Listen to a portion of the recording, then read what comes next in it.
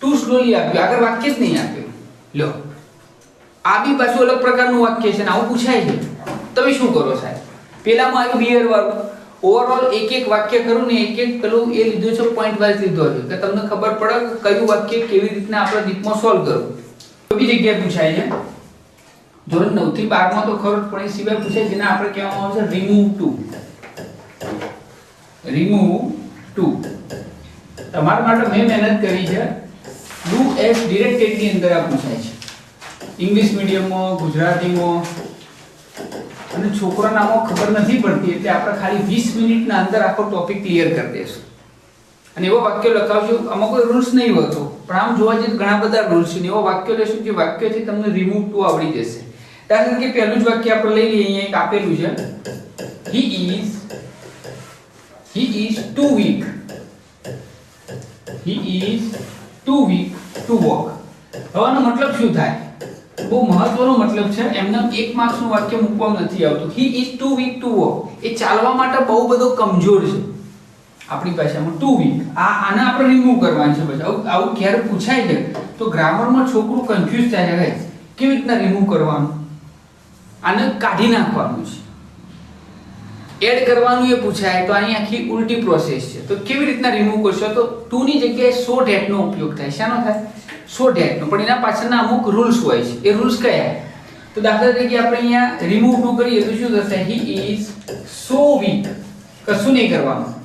so weak that અને એના પછી શક્યતા બતાવવાની. શું બતાવવાની? શક્યતા કે એ ભાઈ એટલો બધો વીક છે કે એ ચાલી શકતો નથી. હવે નેગેટિવ જ આવશે. he cannot walk. એ ચાલી શકતો નથી. આ થઈ ગયું, આપણે ટુ રિમૂવ કરી દીધું. બધા જ વાક્યો તમારે આવા આવશે પણ આમાં થોડી વિવિધતા સપરવાય છે. બીજું વાક્ય આપણે લઈ લઈએ. it is too hot to go out. it is too hot. આ તમારા સ્પોકન માં બી કામ આવે. too hot to go out. ભાઈ એટલી બધી ગરમી છે કે આપણે બહાર જઈ શકતા નથી. આપણે બહાર જઈ શકતા નથી. તો પછી આનો બી જવાબ આપણે આવડવો જોઈએ. શું થશે? તો it is આવશે. it is so hot that. Too ગાડીને એની જગ્યાએ સો અને ડેટ મૂકવાનું છે પણ દરેક વાક્યની અંદર તમારે શીખવાનું કે અહીંયા ઈટ આપેલું છે તો પર્ટિક્યુલર શું આવશે? સબ્જેક્ટ. તો વી આવશે. શું આવશે? વી cannot go out. અલગ અલગ આવશે. દાખલા તરીકે ત્રીજું વાક્ય આપણે લખી દઈએ. તમે મારા પહેલા ટ્રાય કરો ને તમને આવડે તો સૌથી સારામાં સારું છે. તમે સાચો પડો તો સૌથી બેસ્ટમાં બેસ્ટ. અહીંયા ત્રીજું વાક્ય the news is too good to be true. આની જેટલી પ્રેક્ટિસ કરો ને એટલું આવડી જાય. બાકી સો ડેટનો જ ઉપયોગ છે. the news is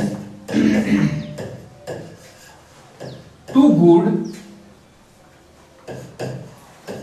to be true. સમાચાર એટલા બધા સારા છે સાચા હોઈ શકે. તો જો એનો જવાબ. હવે એક વસ્તુ દરેકને આવડી જશે કે અહીંયા સુધી દરેકને આવડી જ જશે કારણ કે જ્યારે ટુ ભણવાનું આવે છે ત્યાં અહીંયા સુધી બધાને યાદ થાય કે ન્યૂઝ ઇઝ ટુ ને નીકાળી દેશો સો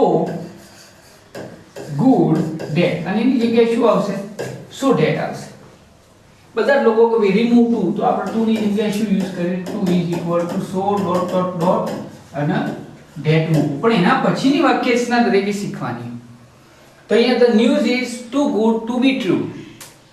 કે સાચા હોય એના માટેની શક્યતા બહુ નહીવત છે. શું છે? ન્યૂઝ જેટલા સારા છે ને એટલા સાચા હોઈ શકે નહીં. તો અહીંયા શું આપણે કયો સબ્જેક્ટ મૂકવો? તો it can not be true.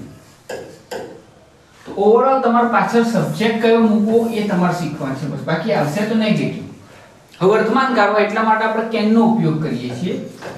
વર્તમાન અથવા તો પ્રેઝન્ટ હોય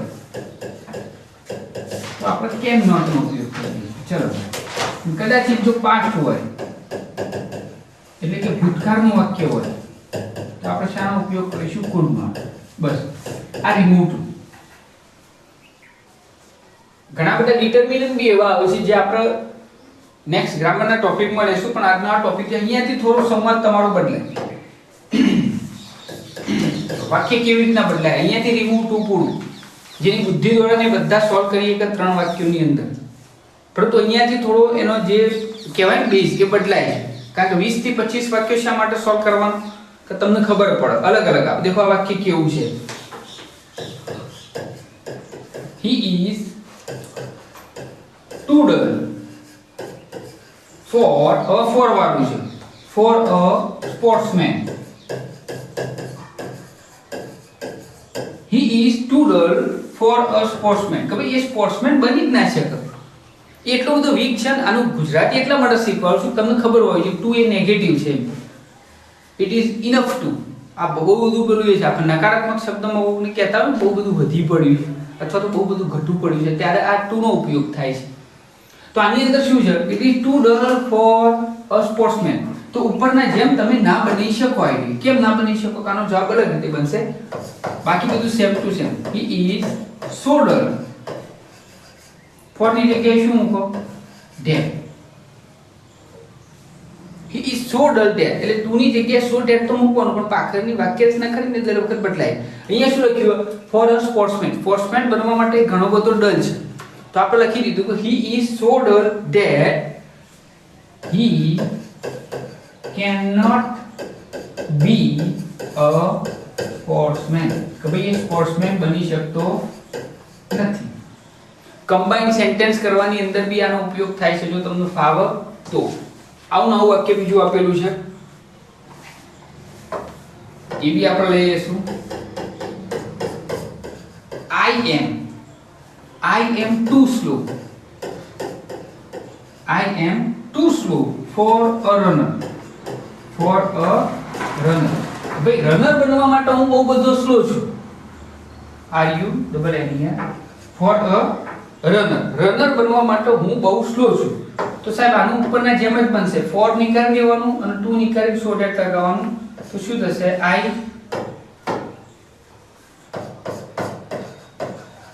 I am so slow that હવે he નહીં મૂકવાનું, આપણે પોતાની વાત, કોની, આપણી પોતાની વાત છે, તો નેગેટિવ થશે, I cannot be a runner. એકદમ સિમ્પલ. બસ આ પાછળનું વાક્ય જે ખરું એ મેન તમારે શીખવાનું છે દરેકમાં. સો ડેટ બધાનું મગજમાં ચોટી જાય છે, ટુ કાઢીને સો અને ડેટ મૂકું ને એડજેક્ટિવ હોય ને વચ્ચે મૂકી દેવું, પણ પાછળ વાક્ય રચના કરીને એના માટેની પ્રેક્ટિસ છે. આ વાક્યને તમે સમજો કે કયો સબ્જેક્ટ યુઝ કરવો, કેવી રીતના. દેખો અહીંયા પાછું અલગ વસ્તુ આપી, અહીંયા નાઉન આપેલું છે. આ નવું વાક્ય શું આપેલું, it is too hot for me. It is too hot for me. એ મારા માટે બહુ ગરમ છે ભાઈ, હું પી ના શકું. હવે આ આપણે પીવાની વાત છે બરોબર, કે ભાઈ કોઈ ડ્રિંકની વાત કરી છે કે બહાર જવાની વાત કરી છે, તમે પાછળ શું મૂકશો? અહીંયા તમારું કોમન સેન્સ કામ કરે છે. જો આનો જવાબ કેટલો મસ્ત છે, ભાઈ ગરમીની વાત કરતું હોય, બહાર ગરમી બહુ છે, અથવા તો બાઇકની સીટ બહુ કવર છે, આ બધું તમને ખબર પડે. અહીંયાથી ખબર પડશે કે આ કઈ ગરમની વાત કરે કે ભાઈ ક્યાંની વાત કરે. આ બધા માટે કોમન શબ્દ, એ કોમન સેન્સ ઉપર આવે, પછી તમારે ખોટું પડે. તો બીજું તો એમના એમ જ છે આપણે, it is so hot that એટલું બધું ગરમ છે. આવું શું ગરમ છે ને એ જેને વાક્ય લખ્યું એને જ ખબર, પણ આપણે એ પ્રમાણે એનો જવાબ આપ્યો. એ એટલું બધું ગરમ છે, I cannot bear it. હું એને સહન કરી શકતો નથી. કોઈ બી આવો, ઇટ ઇઝ કોલ્ડ, ગમે તે કે જેના પાછળ આપણને ખબર જ નથી કે કઈ વસ્તુની વાત કરશે, તો કયું યુઝ કરવાનું, બિયર યુઝ કરવાનું. ખબર પડી તમને? આવો 50 વાક્યો લ્યો, પણ મારે 50 લખાવો નથી. એક વાક્ય ઉપરથી તમને આવડે, તમે અંદરથી સોલ્વ કરો ને પેપરમાંથી યુમાંથી, એટલે તમને ફટઈને મગજમાં ઘૂસી જશે તો શું કરવાનું. હું થોડું વાક્ય જ બદલું છું. મેં કહ્યું હું ખાલી આઈએમપી વાક્ય જ લઉં, બાકી 100 ડેટનો ઉપયોગ જ છે. હવે આના પછી બીજું મસ્ત આપેલું જો, આ બી તમે વિચાર કરો, થોડું અલગ વાક્ય. The landlord is too kind-hearted too kind hearted, આનો મતલબ યાદ રાખવાનો, એટલો બધો દયાળુ નથી. નોટ ટુ ફોરગીવ, એને માફ કરો ને એટલો બધો દયાળુ નથી એમ. એને માફ કરો ને એટલો બધો દયાળુ નથી. તો જુઓ આનું શું બનશે, થોડું અલગ બનશે. The landlord is, આ તો તમને આવડી ગયું, so kind hearted that, એટલો બધો દયાળુ છે જ નહીં. તો પાછળ લેન્ડલોર્ડ આપેલું શું, he will not, he will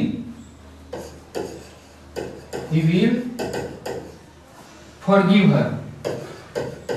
હવે અહીંયા થોડું સમજજો, મારે જે સમજાવવું છે ને અહીંયા છે બકા, તમે ભૂલ અહીંયા કરો છો. અત્યાર સુધી જેટલો વાક્ય હતો એ બધાની પાછળ કેવું હતું, પોઝિટિવ હતું, તો અહીંયા શું બનતું હતું, નેગેટિવ. હવે આ નેગેટિવ છે, નોટ ટુ ફોરગીવ, તો પાછળ શું બન્યું, પોઝિટિવ. નોટ આવ્યો, ખબર પડી? હવે એટલે આ વાક્યનો શબ્દ અહીંયા વજવાનો કે એટલું બધું કાઇન્ડ હાર્ટેડ છે કે એને માફ કરે જ નહીં. આ બંનેના મીનિંગ શું થાય, સેમ ટુ સેમ. એટલા માટે રિમૂવ ટુ પૂછાય છે. બહુ મહત્વનો ટોપિક છે ઇંગ્લિશમાં.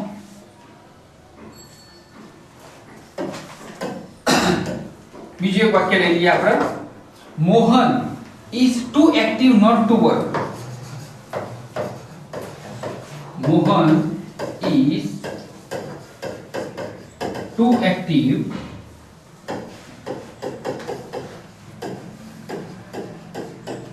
not to work.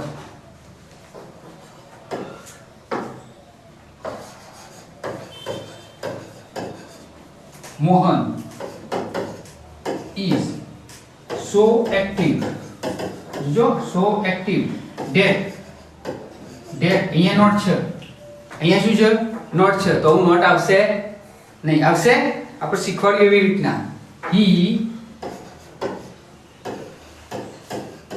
work, અથવા તો આ લખ્યું એવી રીતના, he will work.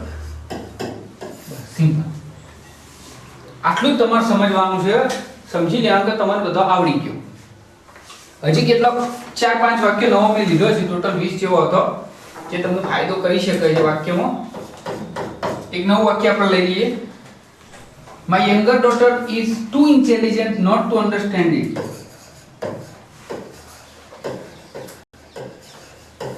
નેગેટિવ પોઈન્ટમાં આપ્યું,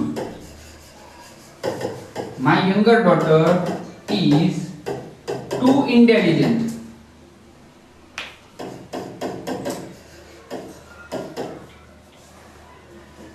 Too intelligent not to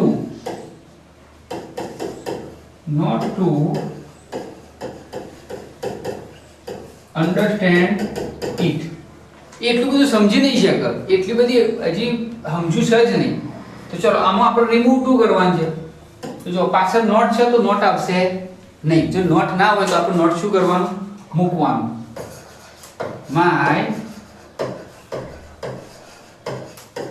younger daughter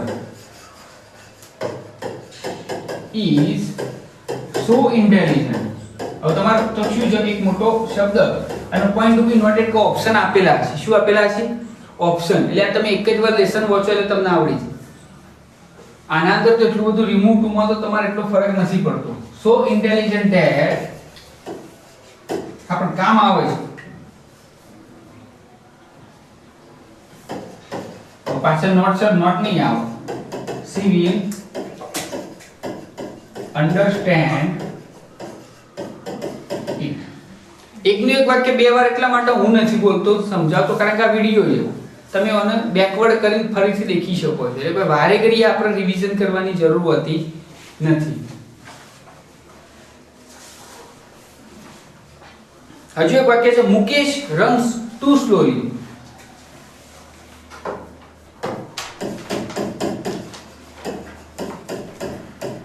Mukesh runs too slowly. હવે અહીંયા પાછું આખું અલગ જ શબ્દ વપરાઈ જાય. too slowly આપ્યું, આગળ વાક્ય જ નહીં આપ્યું. લો, આ બી પાછું અલગ પ્રકારનું વાક્ય છે ને આવું પૂછાય છે. તમે શું કરો સાહેબ? પેલામાં આવ્યું બિયર વાળું, ઓવરઓલ એક વાક્ય કરું ને એક પેલું એ લીધું છે, પોઈન્ટ વાઇઝ લીધો છે કે તમને ખબર પડે કે કયું વાક્ય કેવી રીતના આપણે ડીપમાં સોલ્વ કરવું. હવે અહીંયા એટલું સ્લોલી જ આપ્યું. શું આપેલું? સ્લોલી. તો તમે કેવી રીતના લખશો? કેવી રીતના સોલ્વ કરશો? તો મુકેશ runs, આ તો તમને આવડી ગયું. So slowly. Mukesh runs slowly. તો અહીંયા ડિગ્રીનો ઉપયોગ થશે. હવે so that નો ઉપયોગ આપણે કરીએ તો મેળ પડતો જ નહીં. so that પણ આગળ શું કરશો તમે? એને ક્યાંય પહોંચવાનું છે? હા, ક્યાંય જવાનું છે? તો આપણી આ સિસ્ટમ કેવી અહીંયા કામ આવતી નથી. તો શું કામ આવે છે? તો બહુ મહત્વની છે. મુકેશ runs. આ વાક્ય બહુ ઓછા લોકો શીખવાડે. more slowly then it is proper.